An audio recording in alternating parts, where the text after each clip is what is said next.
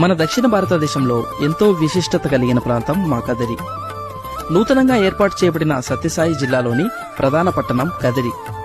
భక్తులు కాటమరాయుడా, కదిరి నరసింహుడా అని పిలుచుకునే శ్రీ కదిరి లక్ష్మీ నరసింహస్వామి క్షేత్రం ఎంతో ప్రసిద్ధి చెందింది. భారతదేశంలో ఎన్నో నరసింహస్వామి దేవాలయాలు ఉన్నప్పటికీ ప్రహ్లాద సమేత శ్రీ లక్ష్మీ నరసింహస్వామి దర్శనమిచ్చే క్షేత్రం ఇదొక్కటే. అలాగే 9 నవనరసింహాలయాలలో ఎంతో మహిమ కలిగిన క్షేత్రం కదిరి. అంగరంగ వైభవంగా జరిగే స్వామివారి ఉత్సవాలలో తెలుగు, కన్నడ, తమిళ ప్రాంత ప్రజలు విశేషంగా పాల్గొంటారు.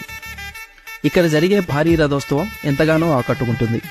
అంతేకాకుండా మా కదిరి మల్లెపూలకి, కనకాంబరాలకి బయటి ప్రాంతాలలో ఎంతో డిమాండ్.